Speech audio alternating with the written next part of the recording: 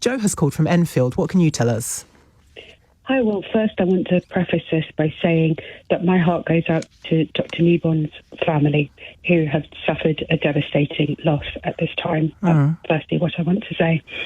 And I also want to set the context of this slightly, because I think it's fair to say that this all sits against a wider context of Labour anti-Semitism, yes, of which, as we've already discussed, Dr. Newbon was a director of Labour against anti-Semitism. And of course, Labour had been found guilty of anti-Semitic harassment by the EHRC before this had occurred. So that was the context for Labour anti-Semitism, and of course, Jeremy Corbyn being found to be leader at the time this anti-Semitic harassment occurred. So that was the context. This was a satire, right? This image that Dr. Newbon shared, did not create, was a satire. Something that Michael Rosen himself had satirised his own bear hunt previously. In fact, on the same topic around about Labour anti-Semitism, about smears and all of this sort of stuff. So he was quite comfortable to satirise his own work in that context on the same topic. So I think that's important to understand, because it's not like his work was so precious and oriented at children that it couldn't be used for political ends. He himself had satirised this.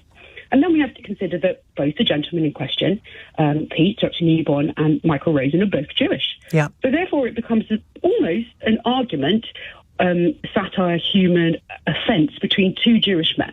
Sure. What this doesn't require is an army, and I see it that way, a mob, harpies, whatever you want to call it, of other people against that proven factual context of satire, of proven anti-Semitism and Labour, led by Jeremy Corbyn, to then target a campaigner for anti-Semitism on spurious grounds of anti-Semitism himself.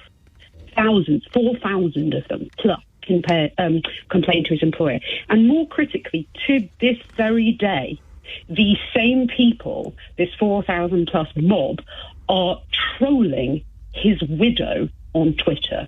Every article, the Telegraph article, the Daily Mail article that has been referred to is being trolled right now with "it's a scam, he deserved it, how dare he deserved to die because he offended Michael Rosen and by extension Jeremy Corbyn, etc.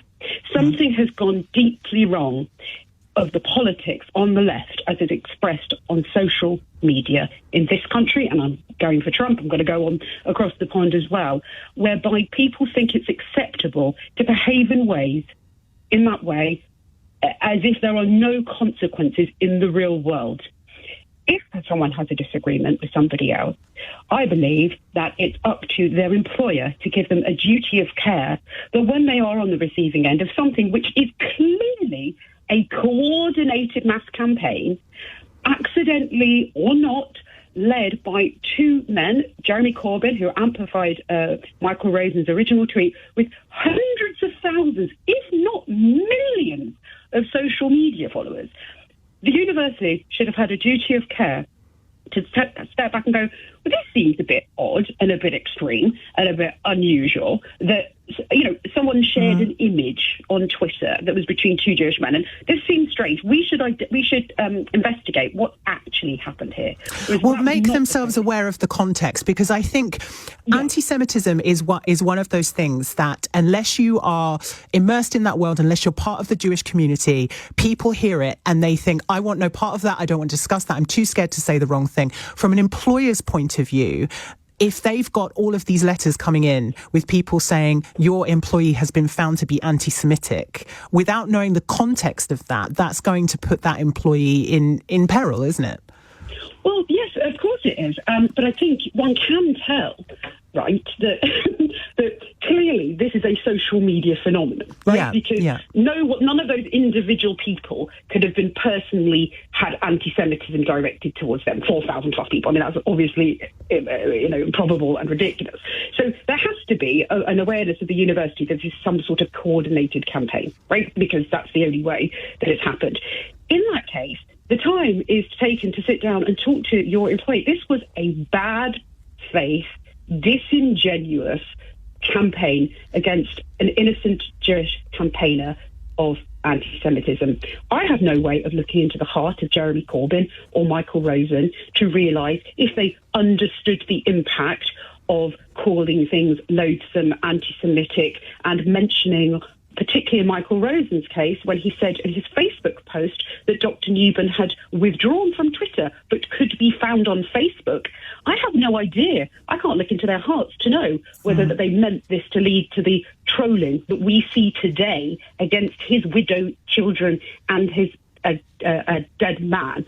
I don't know if they meant that within their hearts, but we can look at the outcome of what happens.